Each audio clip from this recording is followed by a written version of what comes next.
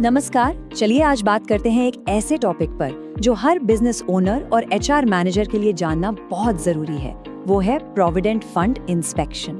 अब देखिए, ये कोई मामूली रूटीन चेकअप नहीं है।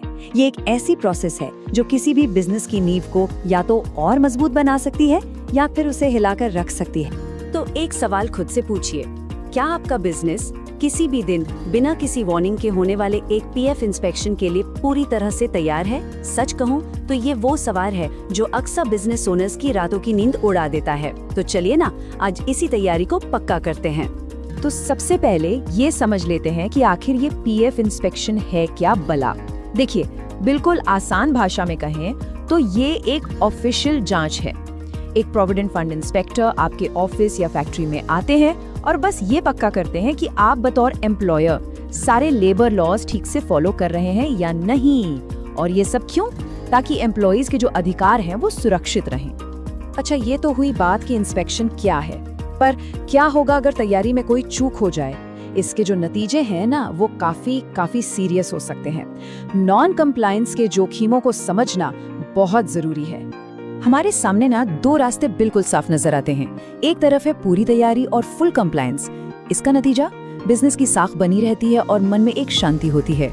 और दूसरी तरफ है लापरवाही, जिसका नतीजा हो सकता है भारी भरकम जुर्माना, कोर्ट कचहरी के चक्कर और रोजमर्रा के काम में रुकावट। अब चॉइस तो मुश्किल नहीं है ना? और रुकिए, बात सिर्फ पैसों या जुर्माने तक ही खत्म नहीं होती। अगर ये साबित हो जाए कि जानबूझकर कोई गलत जानकारी दी गई है या पेमेंट में देरी की गई है, तो मामला क्रिमिनल लायबिलिटी यानी कि आपराधिक दायित्व तक पहुंच सकता है। तो आप अंदाजा लगा सकते हैं कि ये कितना गंभीर मामला है। तो सवाल उठता है कि इन सब जोखिमों से बचा कैसे जाए? जवाब है एक सिंपल सी 5 सूत्रीय चेकलिस्ट। चलिए समझते हैं कि इंस्पेक्टर्स आखिर देखते क्या हैं, ताकि हमेशा तैयारी पूरी रहे। तो इंस्पेक्टर्स की नजर खास तौर पर इन 5 चीजों पर होती है। पहला है एम्प्लॉय रिकॉर्ड्स, मतलब हर कर्मचारी की ज्वाइनिंग और एग्जिट डेट, सैलरी डिटेल्स, सब कुछ अप टू डेट है। दूसरा, पीएफ और ईएसआई का योगदान। क्या हर महीने की पेमेंट टाइम पर हो रही है? याद रखिए, एक दिन की भी देरी यहाँ नोटिस की जा सकती है। तीसरा है register maintenance, attendance, salary, inspection, क्या ये सारे रजिस्टर्स कानून के हिसाब से मेंटेन हो रहे हैं? चौथा पॉइंट है कॉन्ट्रैक्ट स्टाफ। अगर कॉन्ट्रैक्टर्स के जरिए लोग काम कर रहे हैं तो क्या उनके कर्मचारियों का पीएफ भी कट रहा है? यहाँ अक्सर लोग गलती कर जाते हैं। और पांचवा और आखिरी पॉइंट है पिछले नोटिस। अगर पहले कोई नोटिस मिला है तो क्या उसका जवाब सही तरीके से और समय पर दिया गया? समझ लीजिए, ये 5 पॉइंट्स ही आपकी पूरी तैयारी की बैकबोन है। तो अब जब हमें पता है कि क्या जांचा जाता है और जोखिम क्या है, तो आगे का रास्ता बिल्कुल साफ है। हमें प्रॉब्लम होने का इंतजार नहीं करना है, बल्कि पहले से तैयार रहना है। हमें रिएक्टिव नहीं, प्रोएक्टिव बनना होगा। यही है तैयारी का सही रास्ता।